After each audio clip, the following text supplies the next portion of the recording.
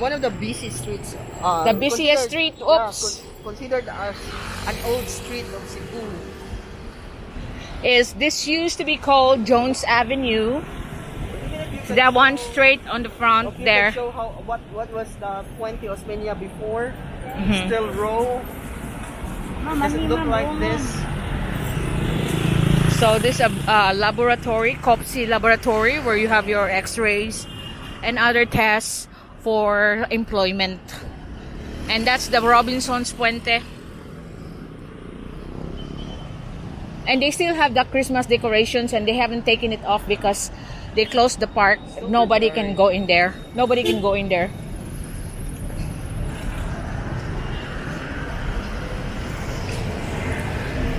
Maybe before I went up, I'll buy hugas in Pitos. Manilas. Pitos. Manilas Pangawas because I'm wearing shoes doing the gardening. Okay. So these are all the motorbikes waiting for passenger. And you can see that's the roundabout of Puente Osmeña. You can see Raja Park Hotel across there.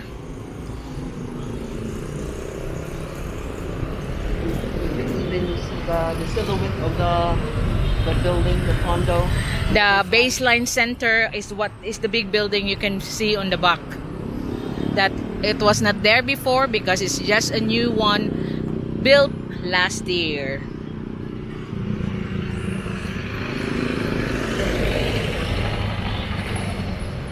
So we'll continue on our walk to Osmeña Boulevard, going to downtown Cebu City. That building that you see up there, that's the Crown Regency Hotel. Hotel, casino, slash a lot of activities, offices. Yeah, commercial offices, even rides is there. They got a 360 going around the building on the top that you can ride on in a harness. But it's all closed now. It's like a lifestyle condo. Yeah, it's a condominium that they you know, like condotel, that they rent out the rooms for you as well and take out their management fee, and you end up with nothing or little amount. What is this? School of Nursing. Southern Island Hospital School of Nursing. This is the exit that they have. And these are all the habal-habal drivers. You know, the motorbike drivers. Habal-habal riders.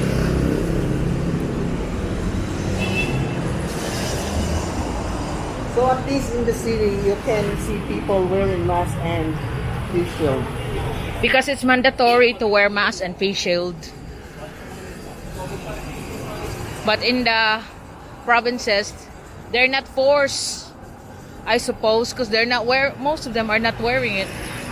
Even in the mountainous barangays of Cebu City.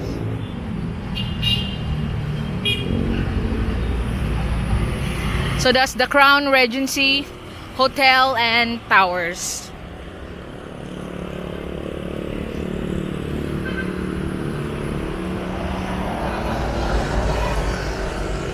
On this area, it's quite safer to walk. They still have the decent pathwalk for the people, but it goes narrower as you go on to Colon Street, which is a pain really, because if it could have been like all the way throughout the city, this could have been good pathway like this. Yeah, in cities, urbanized cities, I guess it's good to have bigger spaces. Bigger pathwalks. Yeah, pathwalks. But at least here in Cebu, you can still experience this kind of pathwalks. But if you go to Manila, There's no more no pathwalks. pathwalks. It's all like vendors. Vendors everywhere. I thought the And mayor in Makati. Manila is already been clearing out the vendors.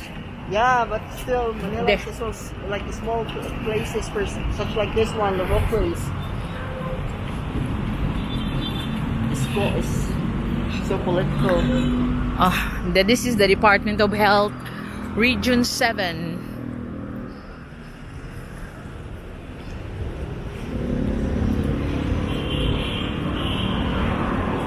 So you can see another homeless family there in the corner. What happened is there's a task force that collects them, and they are housed on this agency supported by different organizations, charity organizations, women's clubs, you know. But these people get out of those housing because they rather stay on the street. They said because they can earn cash. Where they stay on the center, they are just fed, given their amenities like soap, water, shampoo, water, electric, and this one here, they can actually hold on to a cash. That I don't know why they prefer cash. So they would rather stay there on the side street and beg and enjoy the rain and the sun rather than stay in an institution and just be fed, and then a lot of them will take them back to their provinces, you know, help them set up farms. I understand the BRT. The BRT is such a the new bus system in Cebu, the BRT. Yeah. I was able to saw the interim bus. So there's an interim bus that roams around the city. Maybe perhaps you can drop by at any places, and then there's like a point-to-point stations.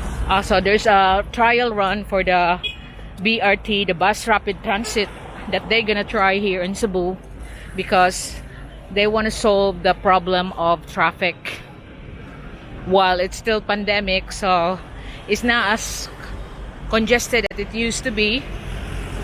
So they still can build those structures now, which is the best time really. They should hurry up. But then again, we can't control that. So there's a trial run for the BRT now.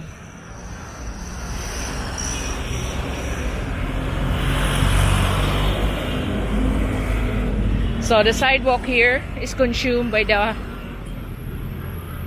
motorcycle shop.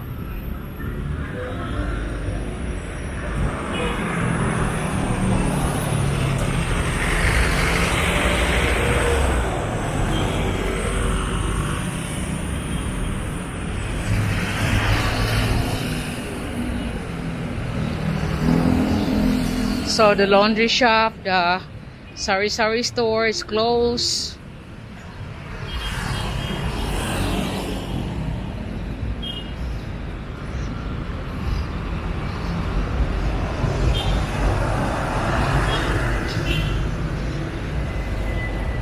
So I used to walk here. I was able to have a place here in Visitacion. He also lived here. How many years? I think for 2-3 years. 2-3 years. So he got really a lot of residential experience. I don't have that. Mine is just I was born and lived in Gorordo Avenue. I was able to live here in Visitacion. And then I traveled several countries, and then I get married. I live in England for a few years. Visitacion there. Yeah, there's a lot of homes there. So there's the James Portal. It's still open, but the next shop is closed. You got the Bradford Church still there.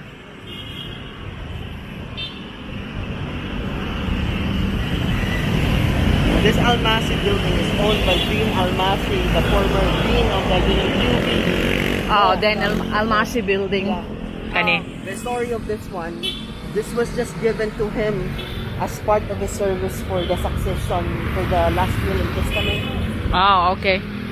So that's why he owns that the actual land. The building and the land. The building and the land. Jeez. And he was just the only person who. That's the church of the Mahelio. Yeah, the Bradford Church. I think a lot of you, my brothers and sisters in abroad, is familiar with the Bradford Church.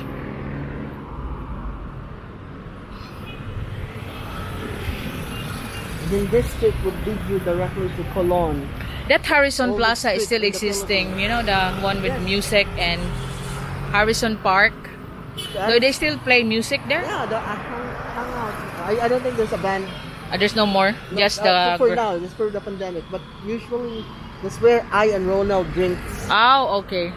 So that's where the lawyers drink there. But there's no ban for now. Yeah. This road will take you to This is or the Helio. South Western or Helio. So okay, we will go there someday. One day we'll go there to see you, to show you the. boarding houses there. Park bench, boarding house.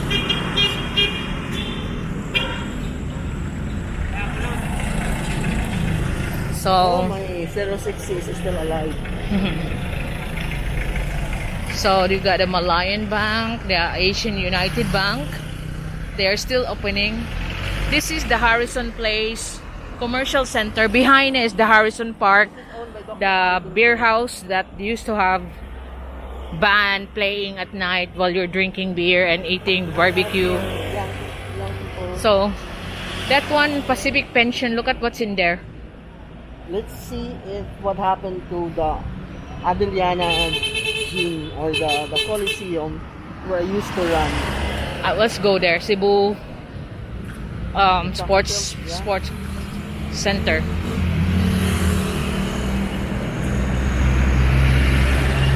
So this is Osmeña Boulevard. YMCA before is now Virginia Farms, the office of Virginia Foods, makers of bacon, pork products, like Virginia pork shop. Daughters of St. Paul's is not operating anymore. There, but YMCA is still on the back. Yeah, that's the old institution. Yeah, it's an old institution. When I went there in Cebu, that's already existing. Yeah, so that's why a lot of our brothers and sisters abroad that has been to Cebu, live in Cebu, is familiar with YMCA.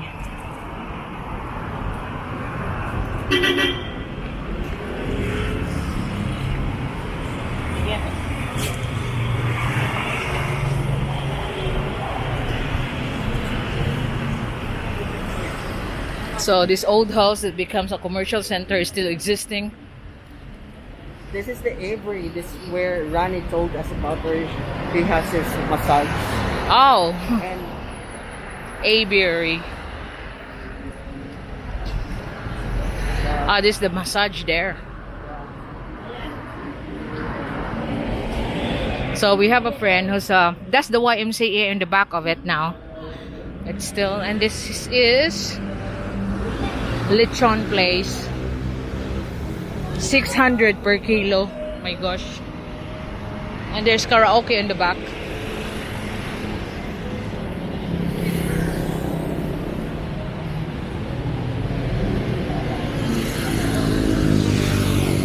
So there's a man there who's just naked. Ha. We have to get away because usually there's also a task force that catches these people, like like there's the dog pound. There's also a charity that catches them, but it's the lack of funding sometimes that they are just limited to whom they can care for.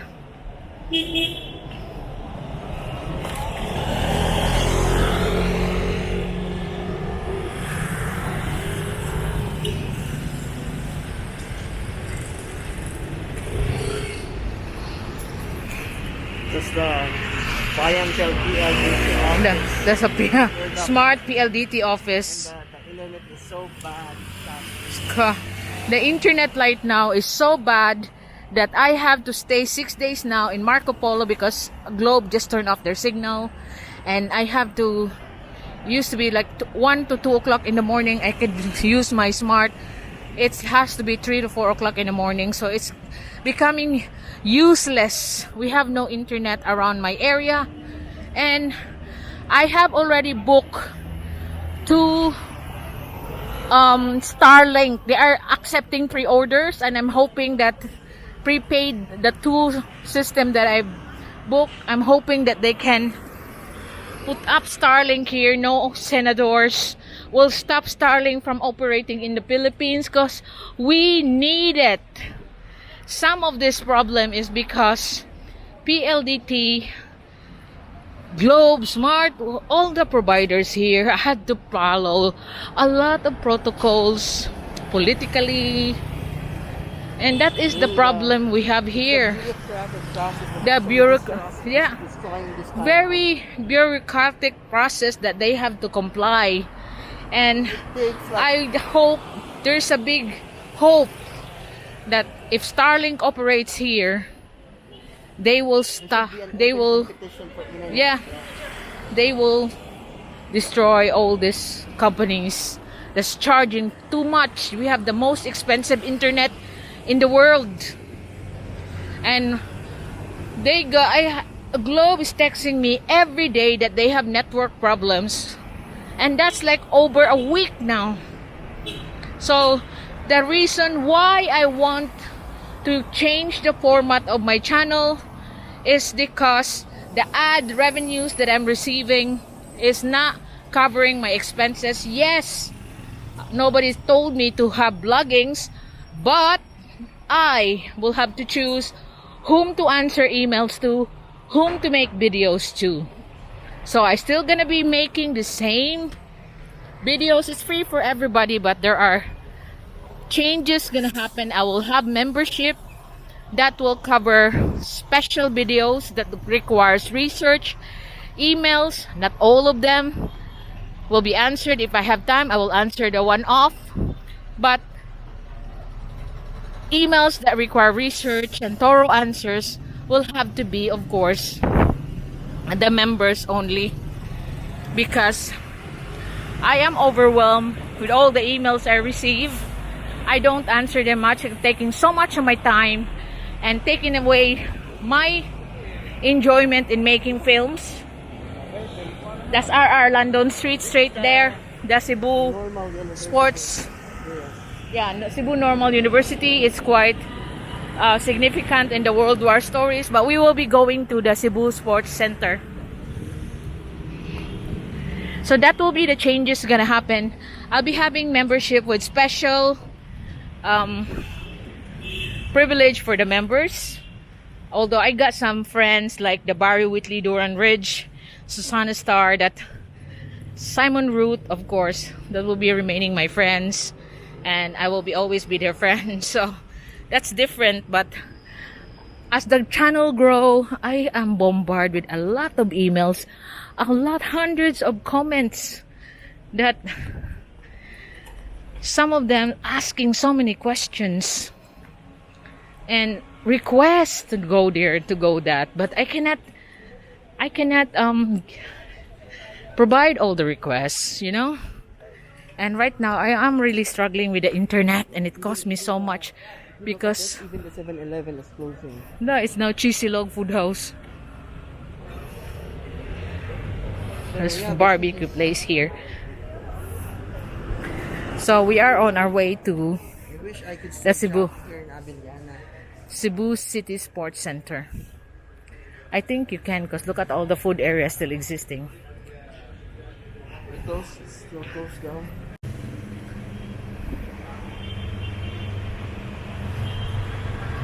So we just check on the Cebu City Sports Center because Sen used to jog there every other day, and because that's Abiliana National School grounds, and it has the biggest running track, oval track here in Cebu City. It's closed for the moment. It's only the police people are using it as their exercise area, now open to the public. So we're continuing on our walk. The food 7-Eleven that used to be there is now Cheesy Log Food House. 7-Eleven will close. That's a very popular one. Look, Tatay Po, Vietnamese rice noodles, 59 pesos. But I'm so full up with the siomai.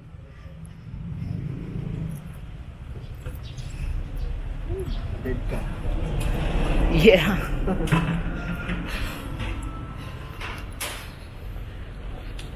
Exercise. Kanina lang itong exercise, Dove. Because Sen is missing his exercise. He said, this is now our exercise, walking around. And also your gardening.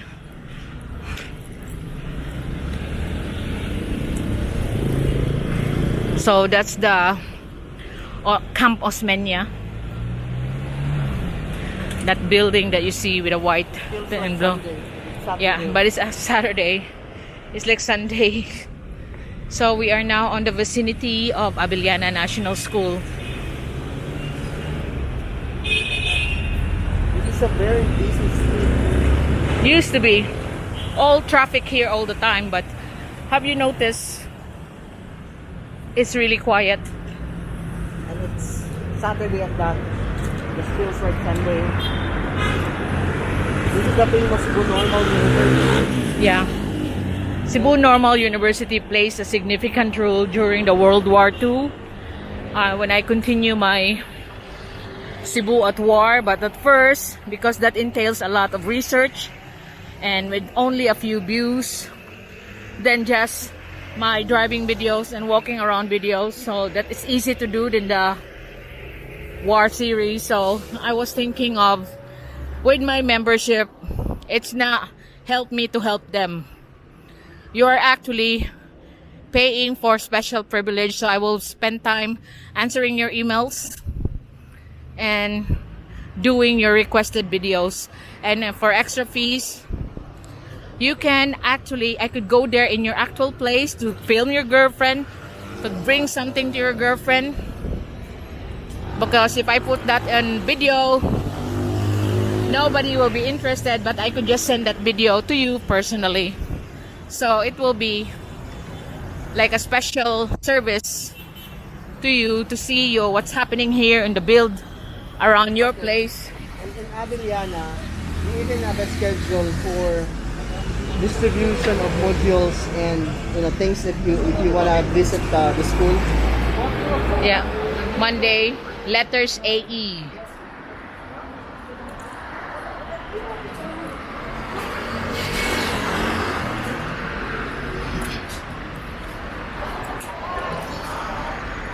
Used to have a lot of vendors outside here in Abiliana.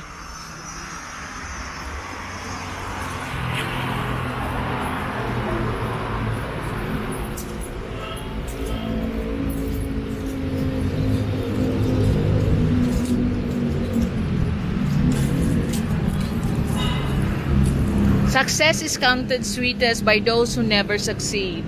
Do everything possible to live in peace with everybody. I like that. Build your life on solid foundation. Yes, I'm here on earth for just a little while.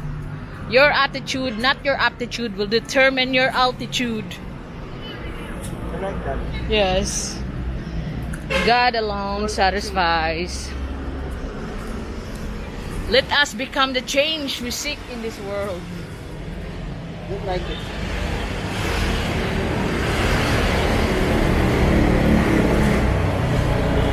So you can see, this is the pathway that we need around the city. Yeah. You remember when we were walking in that Osmeña Boulevard, Juan Osmeña Street, that we're almost sideswept by that car? But I guess sooner this will be eaten by expansion projects of the road rather. Or BRT? Yeah. If you look at it, there are only three lanes. 3 lanes. But they will make it this bigger. Or perhaps a different route here. Just preserve the trees. Bus stations. The more and more people lives in Cebu, more and more traffic is happening, when they start buying cars, start buying motorbikes, and then there will be problems where to park their vehicles. In Cebu is also the hub of people from Mindanao. Everyone, because Mindanao people would rather stay here. This is the second city Biggest city in the Philippines. Yeah, Manila, and then this here. But Manila is so big because it composes of several cities. Quezon City alone, just for the land area, it could satisfy the land area of Cebu. Oh, that's very big there. Quezon City. Imagine the population of Metro Manila is 13 million, but the land area is too small for 13 million people. So it's so dense and everyone's like on top of one another. Exactly. Yeah, but the rich are have. There even human traffic in Manila, not just the cars, human traffic. Like there's a human traffic. Cebu Central School. Anyone who's been here I guess spend their this has school been days This has been used as quarantine facility. right now. Yeah, you can see it. Yeah, Cebu Central School. Day and night Because high school. Before, when the Ala. Ala. Ga, salamat kayo ga ha. I dropped my... Madam. Ang iyang kuan. Thank you kay Madam.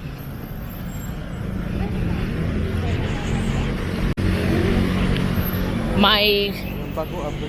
cardigan. Ha? Bago yung bago abri. Asundo na. I just tie up my cardigan. Let me just turn this